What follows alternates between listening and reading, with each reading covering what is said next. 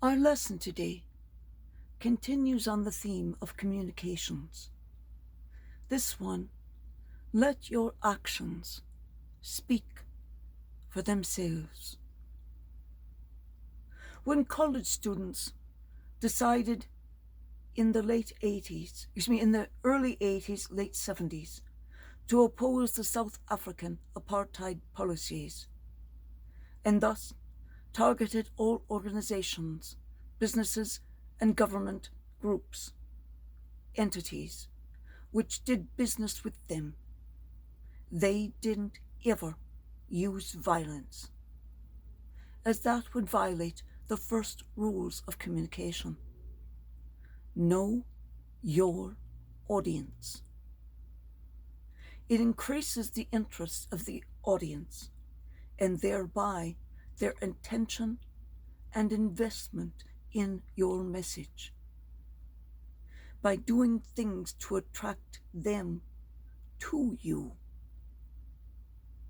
In contrast to recent protests, which have actually pushed people away, caused them to deny association, caused them to speak against these movements and speak against the group especially. You wish to never irritate, anger, or push the audience away, as that defeats the entire purpose of communication. The students' movement in the early 80s was based on the simple anti-war protests of Vietnam and had one big, effective tool: sit-ins or sing-ins. And they used love to defeat the hate, as it was just discussed in the readings 3 days ago, to eliminate the violence and to achieve the end of injustice. But they never once used the tactics of the other side as a means of defeating them. I mean, how short-sighted and truly stupid is that? For instance, the white supremacists want all the blacks first in their own enclave, then on their own island like Australia. Nobody tell them it's a continent, okay? So to battle against the extreme racism built into every governmental system, we blacks will create our own government and separate.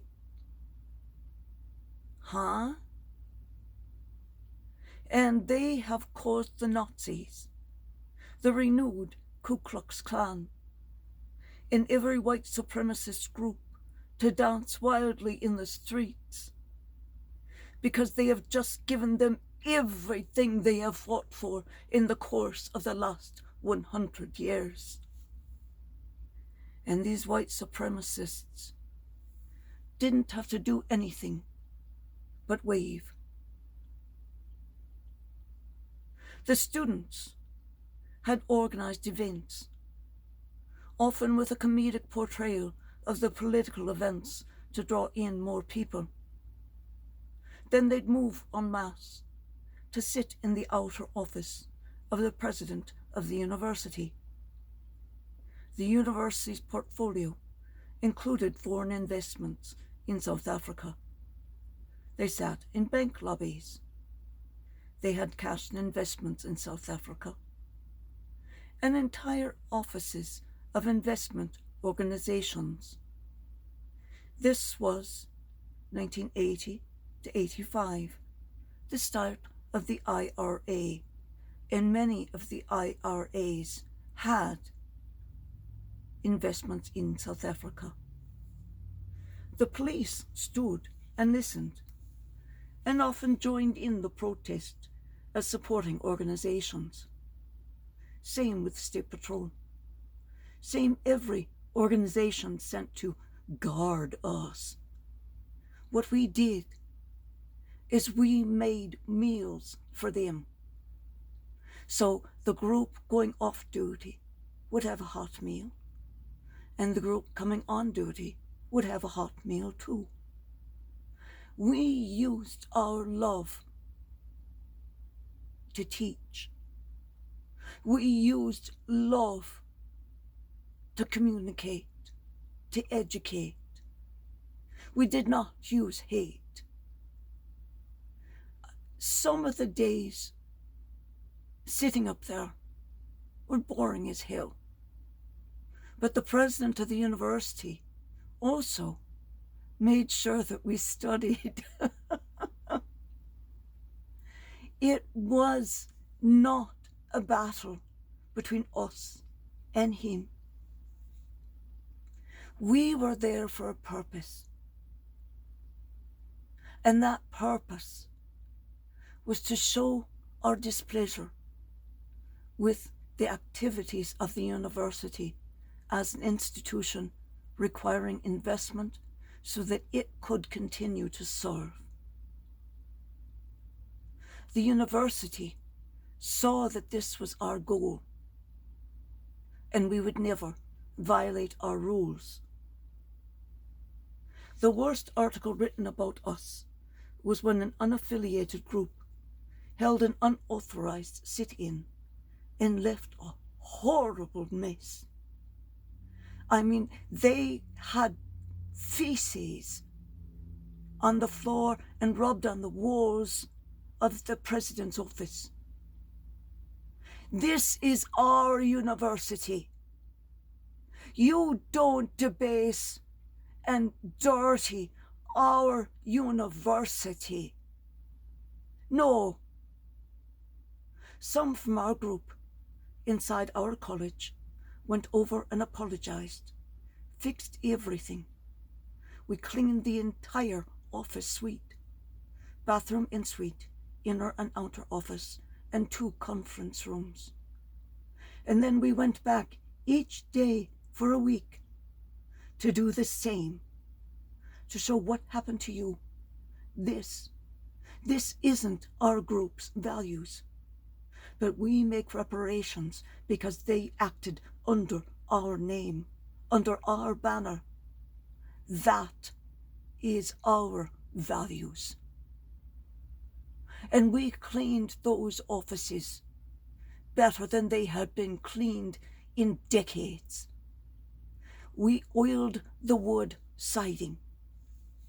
We cleaned and cleaned, and we cleaned all night, overnight, for days. And that group that was in there, they were denounced by every single other group. And they never stepped outside stating that they were against apartheid. They were just a bunch of drunk jocks who said, oh, let's do this. And they peed and pooed the carpet like a bunch of young puppies. But they never left their fraternity again. But no protest or march that interferes with another person's life, assault, threat of death, another's freedom of movement, blocking roads, access to buildings, access to the tenants of the building, or another's property, vandalism, deliberate property destruction, looting, or theft, will ever succeed in changing minds or communicating clearly.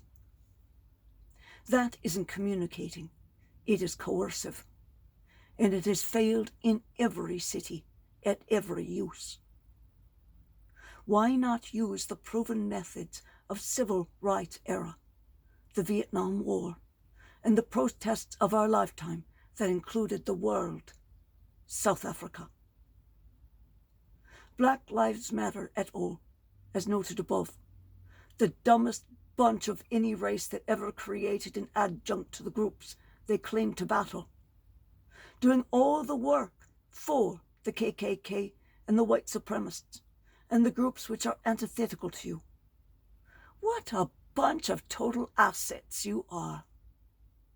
There is nothing to distinguish BLM from the KKK or any other white nationalist racial hate groups, except for you fight for the blacks and they fight against them, to the same result. For your supporters act out those chants all over this country, killing the noted targets as theirs do, though far more selectively. And you and your group supporters are silent when your supporters have ambushed and slaughtered police officers on duty, traffic control officers writing a traffic ticket, and meter maids writing a ticket for an expired meter. Just as the white nationalists are silent and ready with qualified alibis if ever there is a crime against any non-white person occurring. We communicated with the community and they were with us because we never once interfered with their lives, business, schooling, or medical care. You never gave a good goddamn about anyone but yourselves. You never wanted to communicate. You only wished to pontificate. And that doesn't work. And as the readings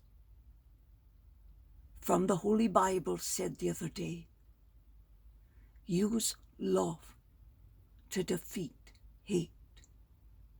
Only love conquers injustice.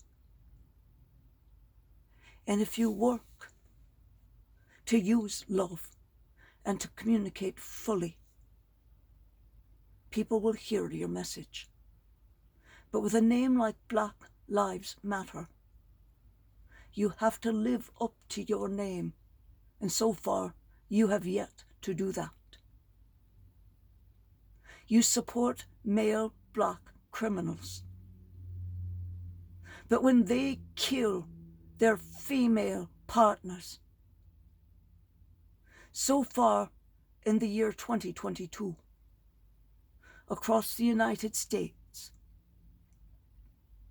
1,217 black women killed in domestic violence by their black male partners. There have been no gatherings in their names. No one has chanted their name. There has been no protest to protest the lack of activity, because the black community has never given up these criminal men who have killed the black women. And never, not once, has any child been covered.